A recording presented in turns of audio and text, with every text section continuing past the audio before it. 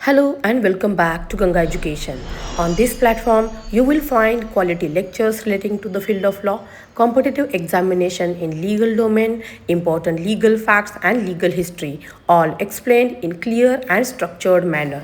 Criminology के इस lecture series में आज हम डिस्कस करेंगे typological school of criminology. Welcome to Ganga education, your learning partner for law students. आज के इस हाईली रिक्वेस्टेड एक्सप्लेनर में हम उन दो स्कूल्स के बारे में बात करने वाले हैं जो क्रिमिनोलॉजी की फाउंडेशन है, द टाइपोलॉजिकल स्कूल और द इकोनॉमिक स्कूल। अगर आप LLB, LLM या UGC नेट टारगेट कर रहे हैं ना, तो ये दोनों थ्योरीज एब्सोल्युटली क्रूशल हैं। यहाँ से क्वेश्चंस आते ही आते हैं। So let's dive right in and make these complex concepts super easy to memorize. तो आज का हमारा रोड मैप कैसा दिखता है? हम पहले टाइपोलॉजी स्कूल और उसकी क्रिटिसिज्म कवर करेंगे, उसके बाद सीधा चलेंगे बॉन्गर्स इकोनॉमिक थ्योरी और उसकी क्रिटिसिज्म पर, एंड फाइनली एक क्विक रिविजन समरी ताकि सब कुछ याद रहे। Module 1, the typological school. So सबसे पहले डेफिनेशन क्या है? वेल, टाइपोलॉजी का बहुत ही सिंपल मीनिंग है द स्टडी ऑफ टाइप्स। देखिए, अर्ली थ्योरीज मोस्टली इस बात पर फोकस करती थी कि सोसाइटी में क्या गलत है, लेकिन टाइपोलॉजी स्कूल का अप्रोच बिल्कुल अलग था। इन्होंने सोसाइटी को छोड़कर डायरेक्ट एक क्रिमिनल के माइंड और उसकी फिजिकल बॉडी के अंदर देखा। ये थ्योरी बेसिकली ये कहती है कि just like regular people, criminals के भी अलग अलग टाइप्स होते हैं। ये स्कूल एंथ्रोपोलॉजी यानी ह्यूमन बॉडी स्ट्रक्चर और साइकोलॉजी यानी माइंड की स्टडी को कंबाइन करके कहता है कि क्रिमिनल्स के अंदर कुछ स्पेसिफिक बायोलॉजिकल या मेंटल ट्रेट्स होते हैं जो उन्हें हमसे यानी नॉन क्रिमिनल से कंप्लीटली अलग बनाते हैं। एग्जाम्स के लिए ये नेम्स आपके फिंगर टिप्स पर होने चाहिए। इस स्कूल के अनडिनाएबल लीडर थे सेज़ेरे लोम्ब्रोसो। इनके साथ साथ राफेले गैराफोलो, अर्नेस्ट हुटन, चार्ल्स गोरिंग और डोनाल्ड टाफ ने भी मेजर कॉन्ट्रीब्यूशंस दिए हैं। और हाँ, एक बहुत ही इंटरेस्टिंग पॉइंट जो UGC नेट में अक्सर पूछा जाता है, फेमस साइकोलॉजिस्ट सिगमंड फ्रॉइड की साइको एनालिटिक थ्योरी भी इस स्कूल से क्लोजली लिंक्ड है। फ्रॉइड का मानना था कि एक इंसान के अंदर का जो इनर साइकोलॉजिकल कॉन्फ्लिक्ट होता है ना, वो क्राइम का एक बहुत बड़ा रीजन होता है। Now you might be wondering, इनकी एक्चुअल फाइंडिंग्स क्या थीं? वेल, लोम्ब्रोसो ने डायरेक्टली आर्ग्यू किया कि एक इंसान की फिजिकल अपीयरेंस और उसके क्रिमिनल बिहेवियर में एक स्ट्रॉन्ग रिलेशनशिप होता है। उन्होंने लिटरली क्लेम किया कि क्रिमिनल्स के इरेगुलर स्कल्स, प्रोट्रूडिंग जॉज या वाइड नोजेस होते हैं। Kind of wild, right?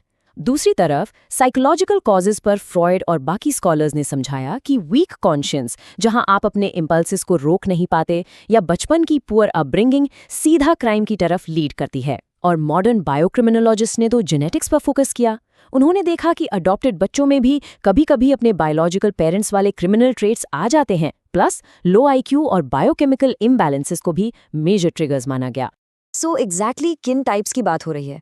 Lombroso ने क्रिमिनल्स को बहुत ही क्लियर कैटेगरीज में डिवाइड किया था, and let me tell you, exams में ये कैटेगरीज लिखना गारंटीड मार्क्स स्कोरर हैं। उनके हिसाब से यूथ क्रिमिनल्स जनरली बोल्ड और एडवेंचरस होते हैं, जो गैम्बलिंग और थेफ्ट जैसे रिस्की क्राइम्स में इन्वॉल्व होते हैं। फिर आते हैं बिजनेस क्रिमिनल्स, जो वायलेंस बिल्कुल अवॉइड करते हैं और प्योरली व्हाइट कॉलर क्राइम्स करते हैं, फ्रॉड और ब्राइबरी। उनका ये भी मानना था कि विमेन क्रिमिनल्स मेल्स के कंपैरिजन में कम क्राइम्स करती हैं और वो लेस सीरियस नेचर के होते हैं। और फाइनली मिडिल एज लोग, ये वैसे तो लॉ अबाइडिंग सिटीजन्स होते हैं, बट अगर एक्सट्रीम सोशल या पर्सनल प्रेशर आए तो वो भी क्राइम कर सकते हैं। लेकिन जैसे हर थ्योरी के फ्लॉज होते हैं, इसके भी थे। टाइपोलॉजी स्कूल का सबसे बड़ा क्रिटिसिज्म ये है कि किसी का चेहरा या स्कल का शेप देखकर उसको क्रिमिनल लेबल करना, well, it's a completely unscientific और आउटडेटेड कॉन्सेप्ट। आज के टाइम में इसको कोई नहीं मानता। प्लस ये थ्योरी इनकम्प्लीट भी है, क्योंकि ये पॉवर्टी, सोसाइटी और एनवायरमेंटल कॉजेज को टोटली इग्नोर कर देती है। आज का हमारा मॉडर्न जस्टिस सिस्टम लोगों को उनके लुक्स पर जज नहीं करता, बल्कि उनके रिहैबिलिटेशन और रिफॉर्मेशन पर फोकस करता है। So this brings us to a really crucial question. क्या सच में सिर्फ फिजिकल और साइकोलॉजिकल ट्रेट्स ही काफ़ी हैं एक इंसान को क्रिमिनल बनाने के लिए? या फिर सोसाइटी के कंडीशन, पॉवर्टी और इकोनॉमी भी लोगों को क्राइम की तरफ धकेलती हैं? ये सवाल हमें नेचुरली हमारे नेक्स्ट मेजर टॉपिक की तरफ ले जाता है। मॉड्यूल 2, बॉन्जर्स इकोनॉमिक थ्योरी, जिसे सोशलिस्टिक स्कूल भी कहा जाता है। यहाँ हम गियर्स शिफ्ट कर रहे हैं, एक इंसान की बॉडी से निकलकर उसके वॉलेट की तरफ देखते हैं। इसका थोड़ा हिस्टोरिकल कॉन्टेक्स्ट समझना एब्सोल्युटली क्रूशल है। मिड 1800s में कार्ल मार्क्स और फ्रीडरिक एंगल्स ने सबसे पहले क्राइम को इकोनॉमिक कंडीशंस और क्लास स्ट्रगल के साथ लिंक किया था। फिर उन्हीं के आइडियाज को आगे बढ़ाया एक डच क्रिमिनोलॉजिस्ट में जिनका नाम था विलियम आड्रियान बॉन्गर। उन्होंने साल 1903 में अपनी ग्राउंड ब्रेकिंग बुक पब्लिश की, क्रिमिनलिटी एंड इकोनॉमिक कंडीशंस। ये ईयर 1903 और ऑथर का नाम ध्यान से याद कर लीजिए, एग्जाम्स के लिए बहुत इंपॉर्टेंट है। बॉन्गर की पूरी थ्योरी सिर्फ इस एक पावरफुल लाइन में समराइज की जा सकती है। उन्होंने क्लियरली बोला कि capitalism and inequality are the roots of crime. यानी उनका मानना था कि क्राइम लोगों के अंदर से नेचुरली नहीं आता, बल्कि सोसाइटी में जो इकोनॉमिक डेस्परेशन और इनइक्वालिटी मौजूद होती है ना, वही इंसान को क्रिमिनल बनाती है। इसको थोड़ा और डेप्थ में देखते हैं। बॉन्ड्रक ने सोसाइटी के एवोल्यूशन को कंपेयर किया। उन्होंने बताया कि प्रिमिटिव सोसाइटीज में लोग कोऑपरेशन से जीते थे, अपने रिसोर्सेज शेयर करते थे, वहाँ क्राइम का रेट उतना नहीं था। लेकिन जैसे जैसे इंडस्ट्रियलाइजेशन और कैपिटलिस्ट सोसाइटीज आईं, सारा का सारा प्रोडक्शन और प्रॉफिट बस कुछ गिनती के रिच कैपिटलिस्ट्स के हाथ में चला गया। जो पुअर वर्कर्स थे उन्हें एक्सप्लॉइट किया गया और बेसिक ज़रूरतों से डिप्राइव किया गया, और वहीं से असली फ्रस्ट्रेशन पैदा हुई। अब इनके कोर प्रिंसिपल्स को एकदम लॉजिकली स्टेप बाय स्टेप समझते हैं। First, economic inequality.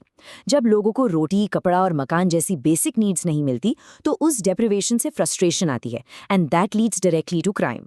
Second, capitalism एक शार्प क्लास स्ट्रगल क्रिएट करता है। अमीर लग्जरी एंजॉय कर रहा है और गरीब स्ट्रगल कर रहा है, इससे एंगर और रिजेंटमेंट पैदा होता है। Third, and mark this point for your exams, बॉगो का स्ट्रांगली मानना था कि स्टेट और क्रिमिनल लॉज प्योरली अमीर लोगों को प्रोटेक्ट करने के लिए बनाए गए हैं, ताकि उनकी पावर और इनइक्वालिटी बनी रहे। और फाइनली, कैपिटलिज्म की वजह से लोगों में सेल्फिशनेस और ग्रीड बढ़ती है, जिसकी वजह से मॉरल रिस्पॉन्सिबिलिटी बिल्कुल वीक हो जाती है। रिजल्ट, करप्शन, फ्रॉड और चोरी। पर देखिए, एज ऑब्जेक्टिव लॉ स्टूडेंट्स, हमें इस थ्योरी का क्रिटिसिज्म भी आना चाहिए। क्रिटिक्स का सिंपल पॉइंट है कि बॉन्जर्स की थ्योरी थोड़ी वन साइडेड है। पैसा हर चीज का सोल्यूशन नहीं है, राइट? फॉर एग्जाम्पल, चाइना या रशिया जैसी सोशलिस्ट कंट्रीज जहां स्ट्रिक्ट लॉज है, वहां आज भी क्राइम एग्जिस्ट करता है।